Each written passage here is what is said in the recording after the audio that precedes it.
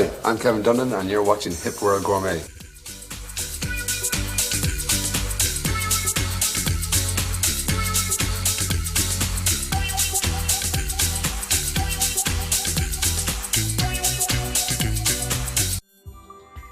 Good morning. Safety is a very important part of the kitchen. A sharp knife is far superior than a blunt knife, as a blunt knife will slip and cut your finger, and you don't want to do that. So why don't we go over to my kitchen now and we'll get these knives to do some bit of work, and we're going to cook a stunning meal for you today. So come with me now, let's go.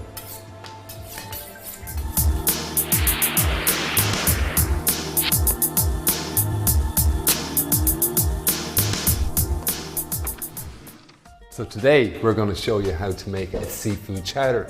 The seafood chowder we're going to make today is more like a seafood starter. We're going to look for prime fish and we're going to infuse it with some white wine and some cream and make it into an amazing. Then we're going to follow up with a loin of venison, pan fried and then served on some root vegetables with some sesame seed. And we're going to finish today by showing you how to make a pavlova with fresh summer berries and a fruit compote. So let's start making the seafood chowder now. I'm going to go through the ingredients with you because the ingredients of this starter are so important. So we're starting here at the back here. We've got some cockles, some mussels, some fresh prawns. There's some smoked salmon there. We've got some turbot, some sea bass here, some fresh salmon, some scallops and some monkfish. So let's start by chopping up our onion. Okay, and then with your leek, cut it lengthways. Then cut it down at an angle so you're actually julienning your leeks.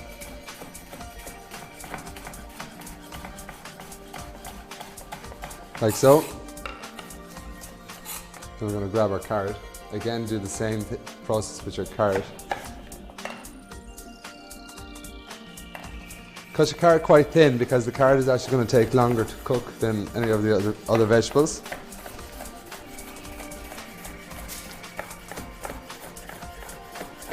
Like so. Okay, we're just going to move some of our potatoes here as well, which are just diced potatoes. If you get your pan now, put it on the heat. We're going to put a little bit of olive oil in the pan and a little bit of butter.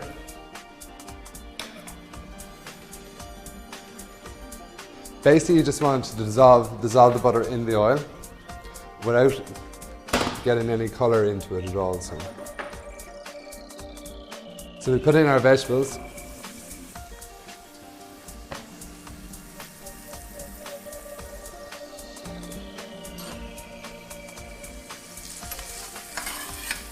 I just want to salt them off without any colour. And you just want to dice up the fish, not too small. We're going to put a couple of prawns in. With the prawns, we want to leave the heads on because we want to infuse the flavour from the shells of the prawns into the soup. So basically what I'm doing is I'm just taking off the tail, so I'm just cracking it there, pressing like so and pulling away.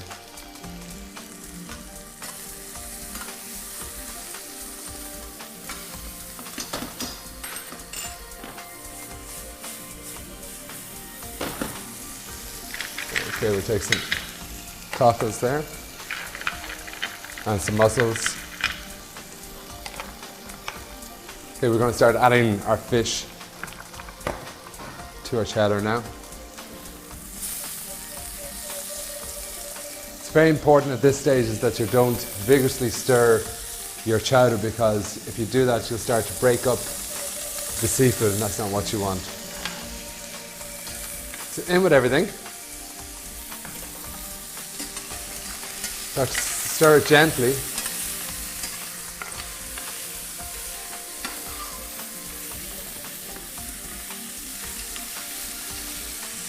I'm just going to grab a bunch of herbs there. There's some tarragon, rosemary, dill. Just roughly chop it. There's some chives there as well.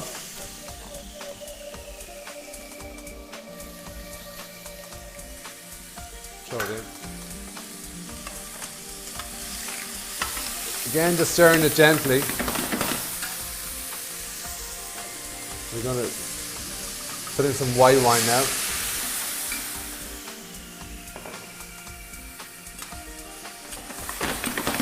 Really to start the flavours, extracting the flavours of the seafood into the liquid now. I'm going to pour some cream in.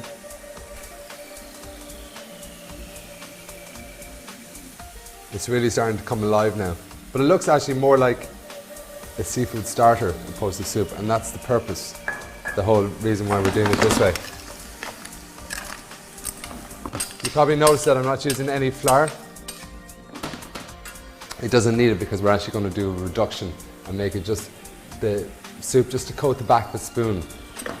So it's really creamy and velvety. Some salt and pepper. Bearing in mind that the smoked salmon is in the chowder, so you don't need too much salt. And the shellfish is actually quite salty as well, and the mussels.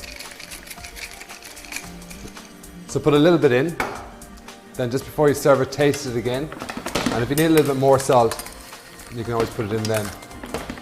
You can't take it out.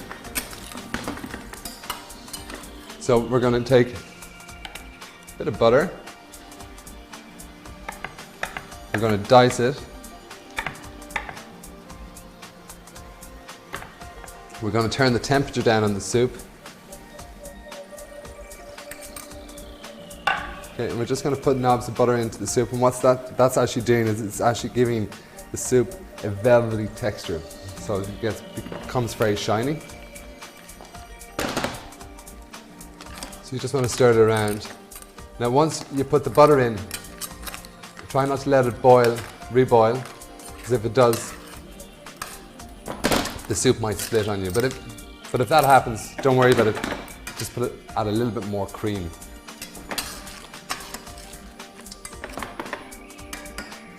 Okay. So you get your serving dish out now.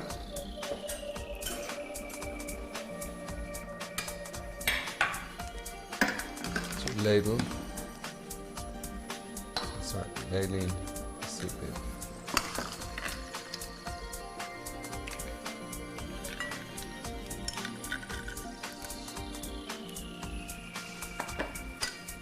Got a little bit of this.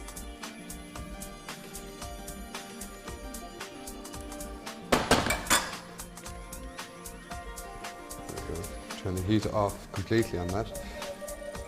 Just going to put a spoon of creme fraiche.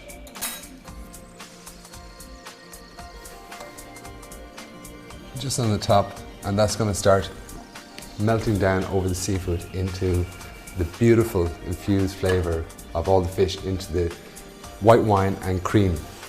So why don't you come with me now, because I'm going to bring you to a very, very exciting spot, to a live fish auction in Dunmore East with Kai Rowland.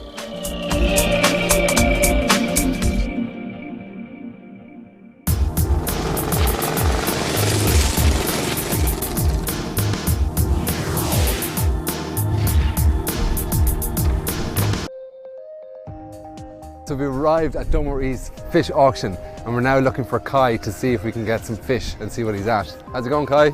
Kevin, how are you? Good to see you. And you. So this is the auction, is it? Yeah. So where are we going? Here we go here. Is that monkfish, is it? Yeah, it's monk. Oh geez, your name's on that. It is. What? That's my monkfish. Are you going to wake up beside her in the morning, yeah? I don't think so. Very pretty. Look at that.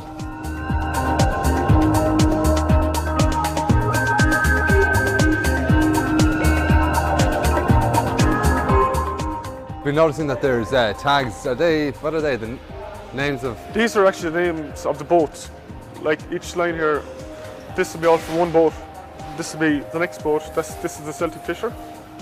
All that fish there is just to distinguish So the auctioneer knows whose fish he's selling.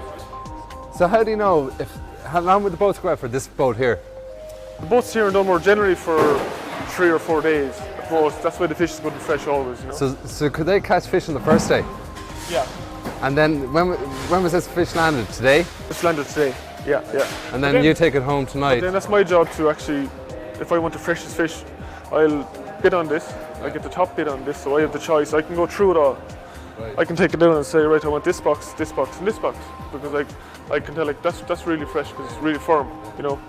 And then you might get a box underneath that mightn't be as good, you know. So that's why at auction you pay a little bit extra for the better quality. But the auction starts, it's sold boat by boat. Each row is a boat, okay? And the auctioneer's behind us here on a podium on a microphone, and he just starts selling lot by lot. That's a lot. So what do you do? Each stack is a lot. People bid or nod or wink or whatever you like. So just like keep my hands in my pocket? Yeah, keep your hands in your pockets and your head down.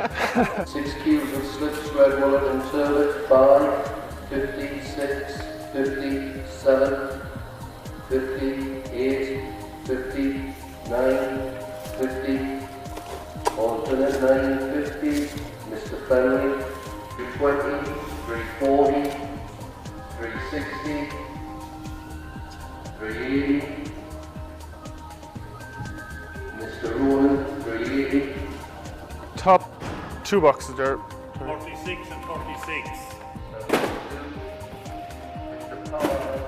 That's what I mean about shopping for fish.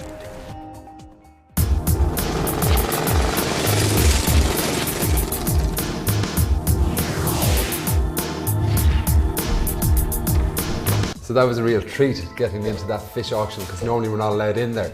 But it was great fun, I really enjoyed it. The only thing that I was a bit annoyed about was the price that Kai was paying for that fish, because if he's paying for that price, then I have to pay a lot more to get it here in Dunbrody. But never mind, it was very good quality anyways. So what we're going to do now is we're going to do a pan-fried venison, and we've been marinating the venison overnight in some red wine and some black peppers and some bay leaves. We're going to serve it on a sauté of vegetables and potatoes. It's very simple, but also a very pleasant dish to eat. So basically, I have some vegetables here. I've just got some carrots, some oyster mushrooms, baby potatoes, and some green beans. I've just pre-cooked these potatoes, just 5 minutes in salted boiling water. I'm going to cut them in half, like so.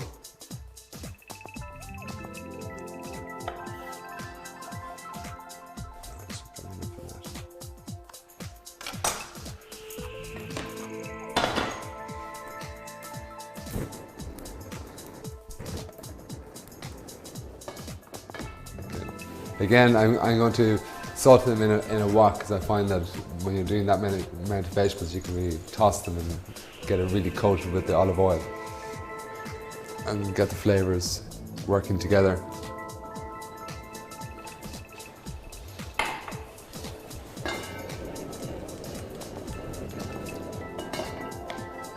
So let that heat up. Good.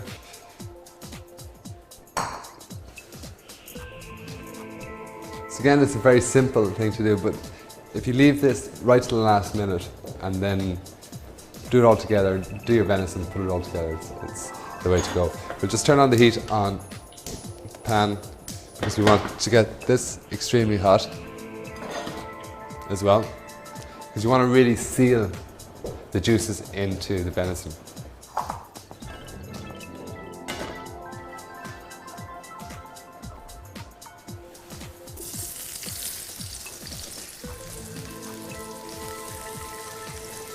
There we go.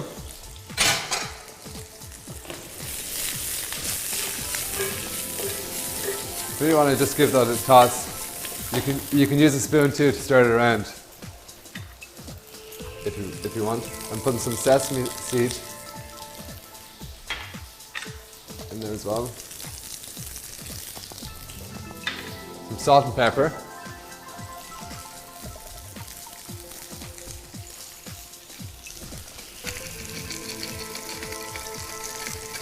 Plenty of pepper.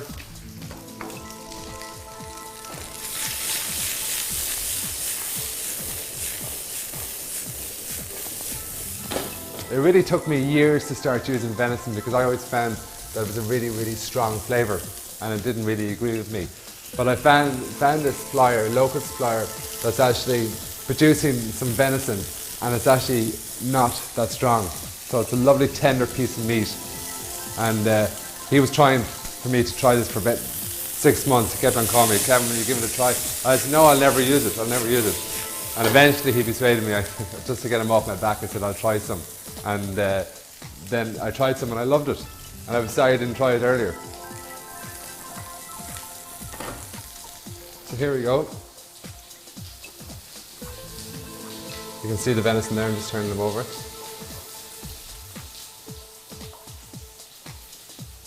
There we go. You can see the way the marinade is penetrating through the venison. Just keep an eye on your veg. They're starting to look lovely now.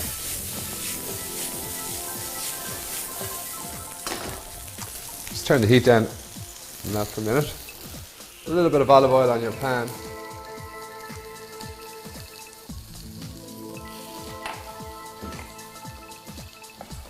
Three pieces. It's actually quite a rich meat, so you don't need to eat an awful lot of it. So at this stage,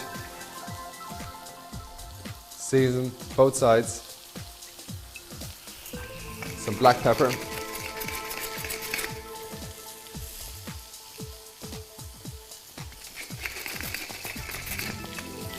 Always keep an eye on your veg.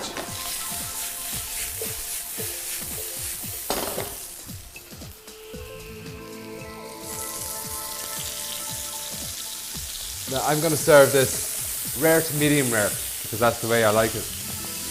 And also, I find if you cook venison medium well to well done, it actually gets quite tough and loses that flavour, and it needs to be moist as far as I'm concerned.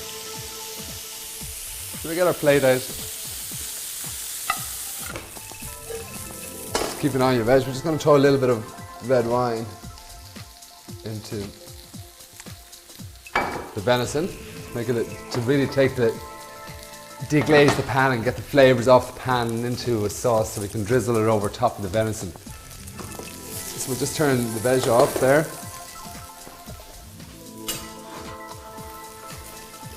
We're going to place these into the centre of the plate.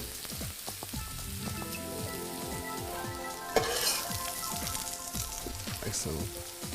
I want it really kind of rustic looking. So I just think that it's kind of the environment in which the venison live in is kind of the forest and stuff like that. So I just kind of, it's just my interpretation of how we should serve venison. So we just place the venison on top.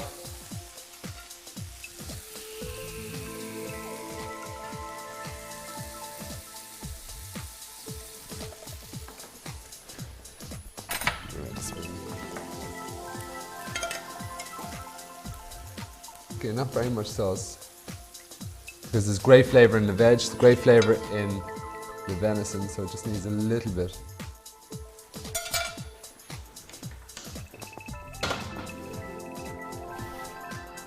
Garnish with a little bit of herbs on top.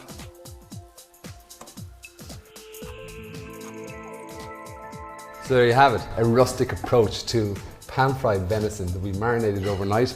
We served it on sautéed vegetables with some sesame in it. So stay with me now as we go into our dessert for today, which is a pavlova with summer berries and a fruit compote.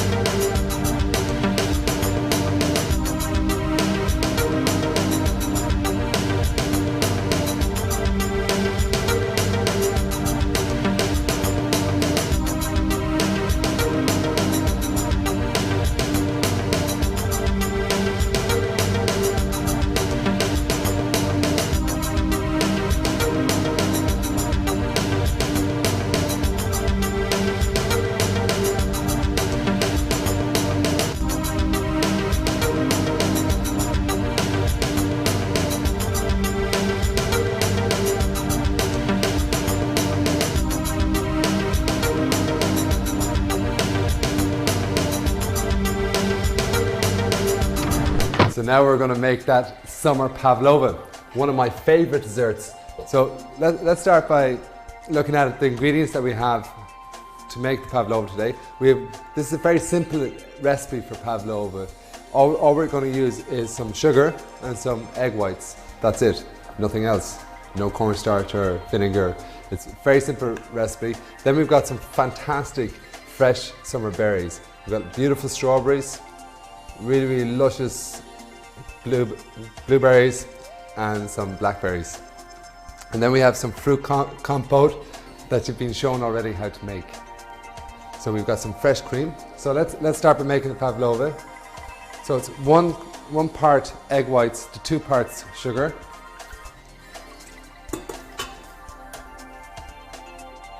Just throw them into your mixer. Turn it on full blast and just forget about it. While that's going, we'll start cutting up some fresh fruit. Just going to slice some strawberries in half, leaving the stem on. It just adds a bit of colour to your dish. Again, we're already thinking about the presentation of the dish.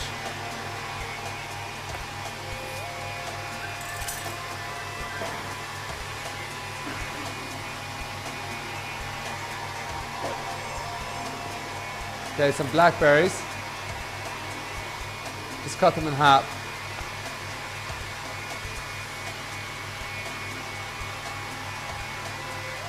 Just like that.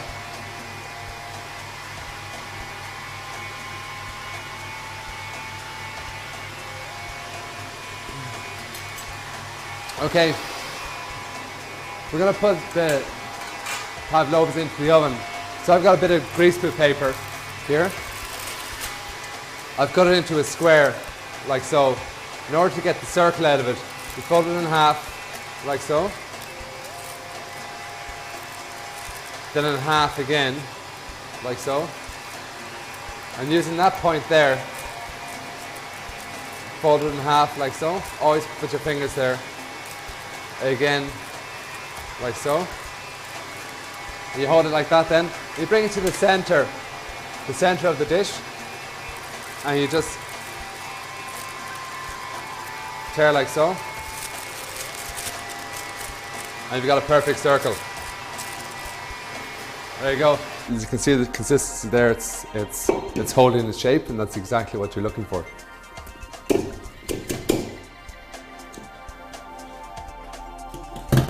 Grab a spoon. Again, slip your hand in under the sleeve of the piping bag.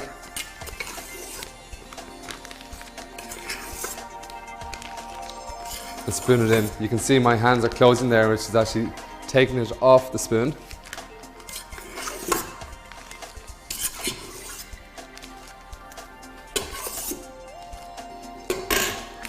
Like so. Fold the piping bag up like that. Then you grab it like in a fist, right?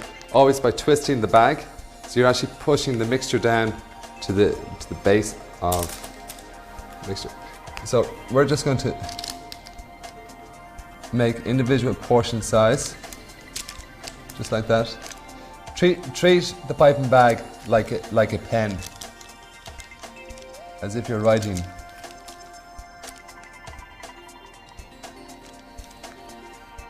There you go. We're going to put those into the oven now.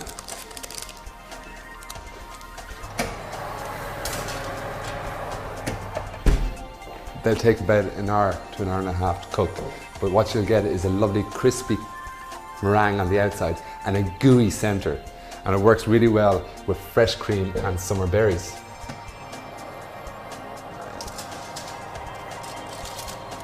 They're perfect. You can see they're lovely and crispy on the outside. You can see the caramel coming through the meringue. They're just spot on. So we'll grab our plate.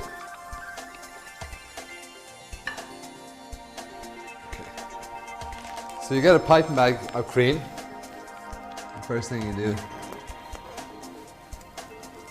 is just do a piping of cream in the centre of the plate. Sit your meringue up there, so when you're biting through that with your spoon, you're cracking opening the pavlova into the cream, so you're getting the textures again. Textures are a very important part of what I do here. So again, it's all to do with presentation. Just going to build up the fruit.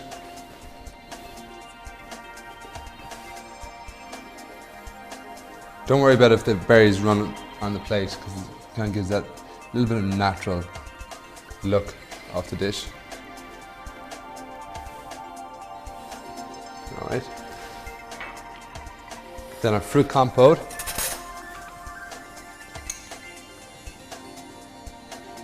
Just let it run off the plate.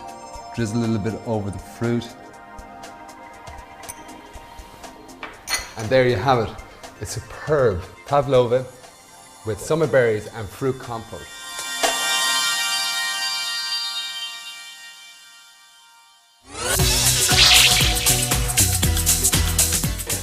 There you have it. To recap on what we did today, we started off with a seafood chowder, and it was an infusion of seafood and white wine with some cream. It was stunning. Then we followed with a rustic approach to venison on salted vegetables with some sesame seed. We finished off today with a summer pavlova with fresh berries and a fruit compote.